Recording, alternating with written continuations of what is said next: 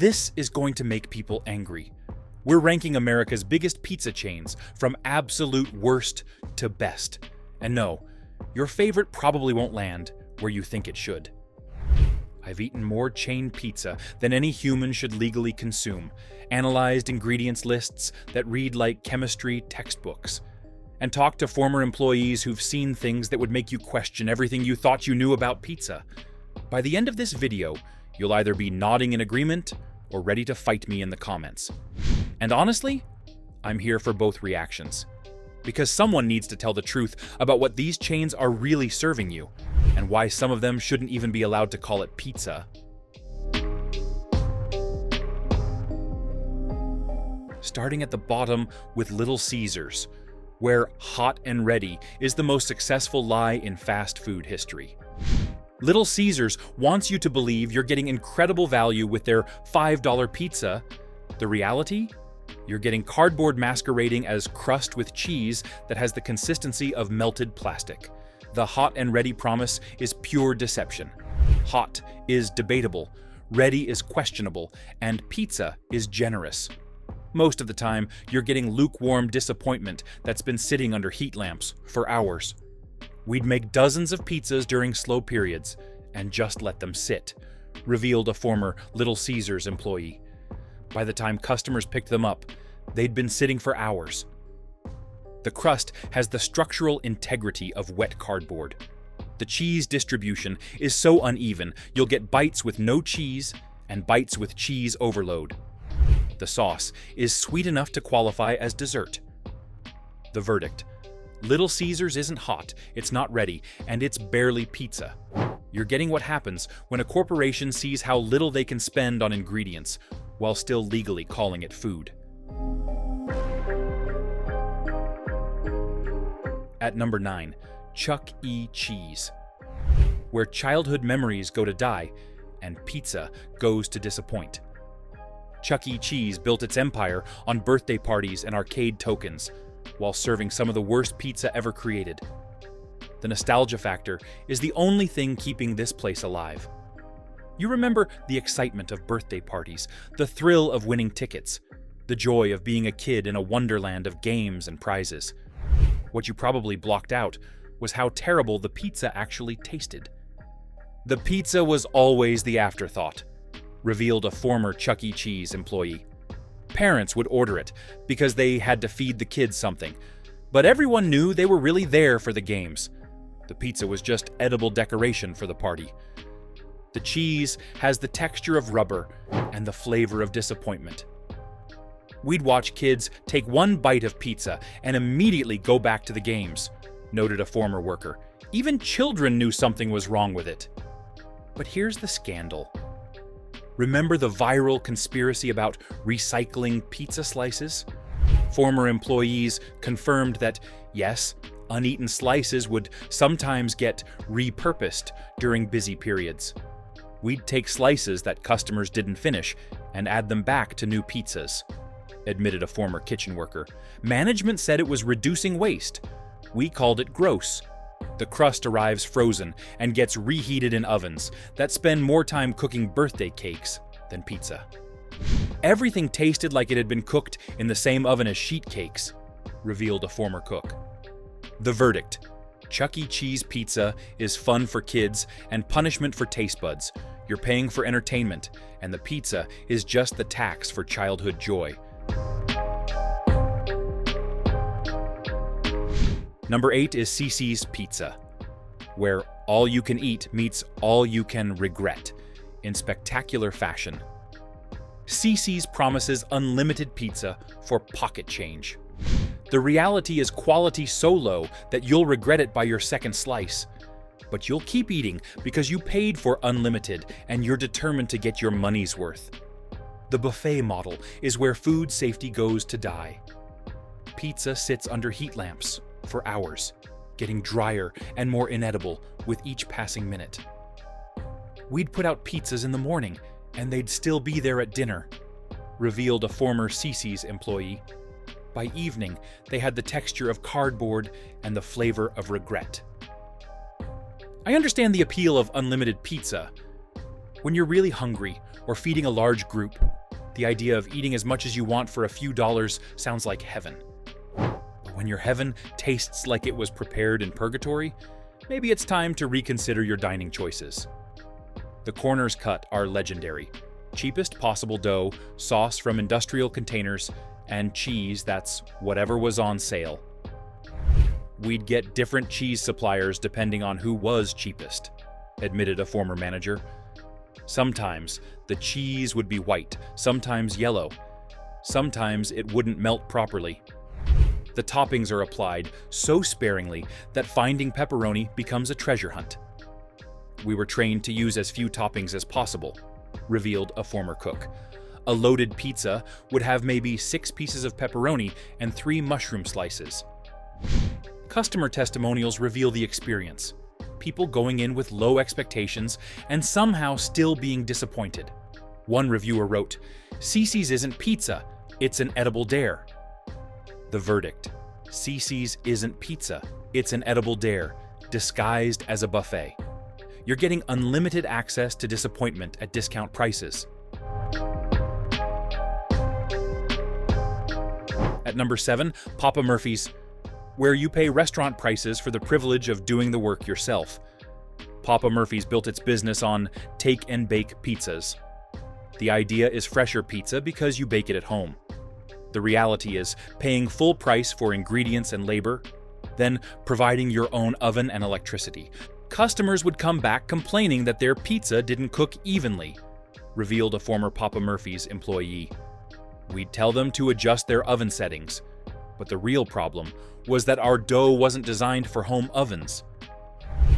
During transport, toppings shift and slide, creating pizzas that look like they were assembled during an earthquake. If your pizza doesn't turn out right, whose fault is it? The verdict: Papa Murphy's makes you pay restaurant prices for DIY pizza. You're getting the responsibility of finishing what they started, with no guarantee it'll turn out right.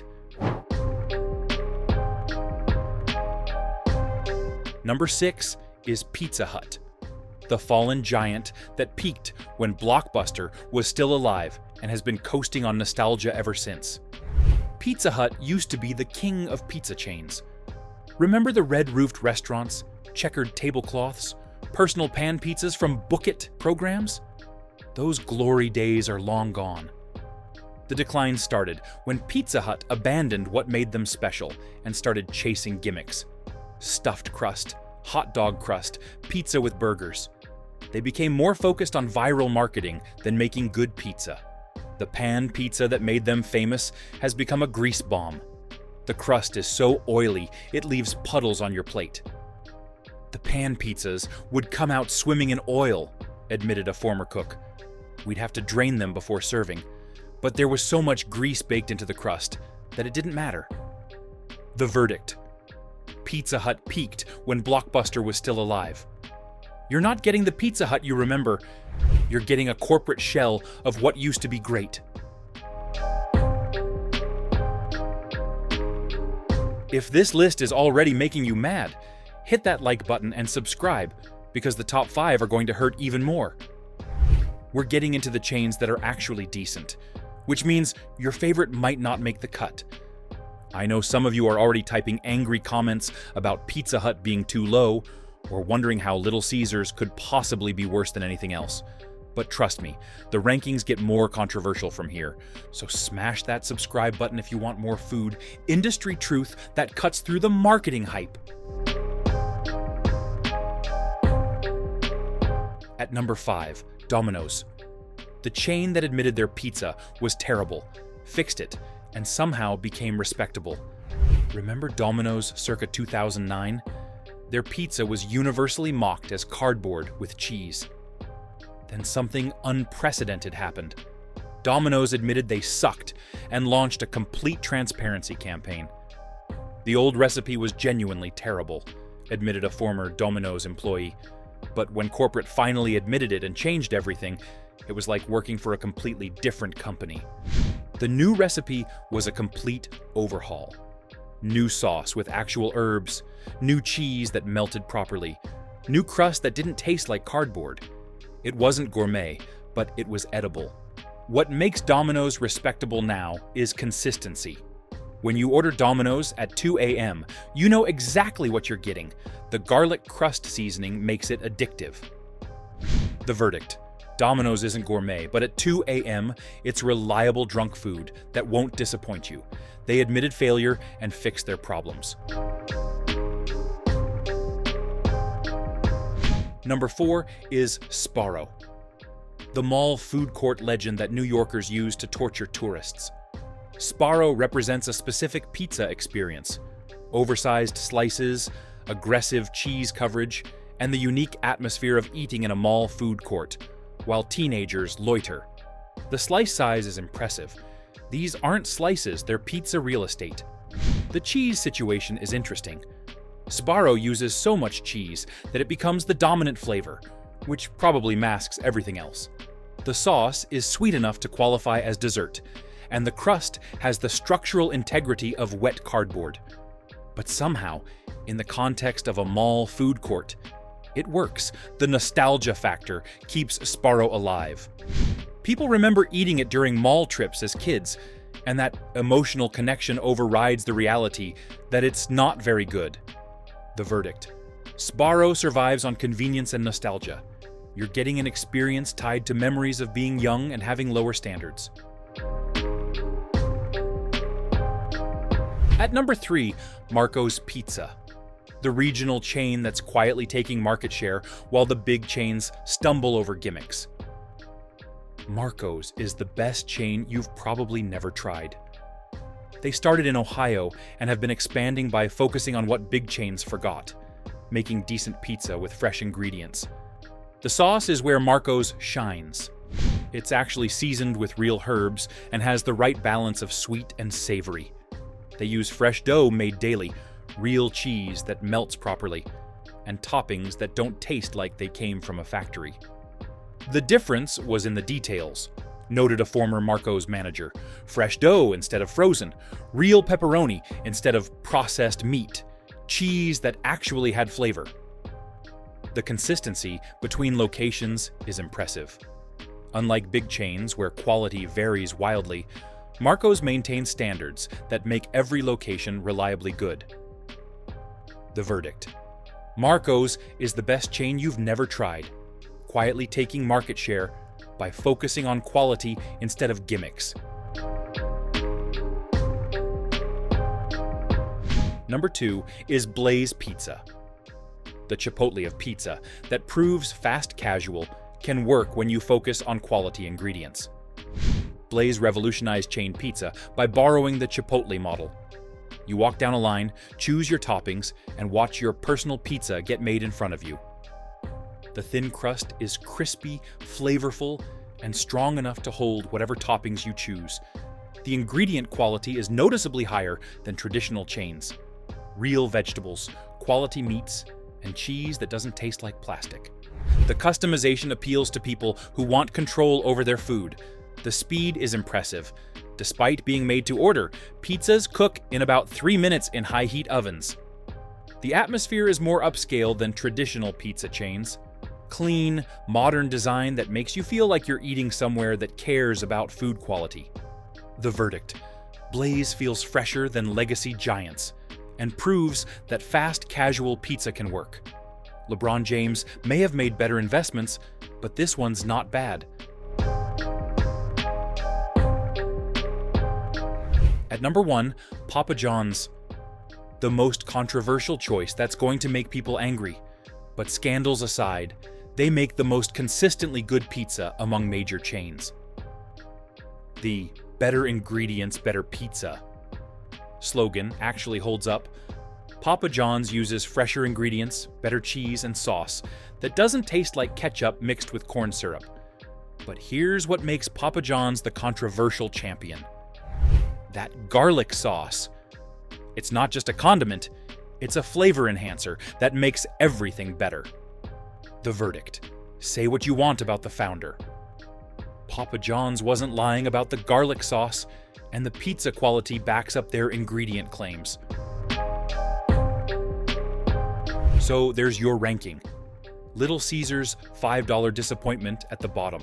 Papa John's controversial excellence at the top, and everything else fighting for relevance in between. Some chains survive on nostalgia, some reinvented themselves, and some never deserved your money in the first place. The truth is, pizza is personal. Everyone has their favorite based on childhood memories, convenience, or just what tastes good to them. But when you strip away the marketing, the nostalgia, and the corporate drama, some chains are simply making better pizza than others. Little Caesars proves that cheap doesn't mean good. Chuck E. Cheese shows that entertainment can't save terrible food. Pizza Hut reminds us that past glory doesn't guarantee present quality. The real lesson here? Don't let marketing fool you. Don't let nostalgia blind you, and don't let price be your only consideration. Good pizza exists at the chain level. You just have to know where to look. So what did I get wrong? Because I know you're already typing angry comments. Drop your rankings below and defend your favorite. Because the best part about pizza debates is that everyone's passionate and nobody's completely right.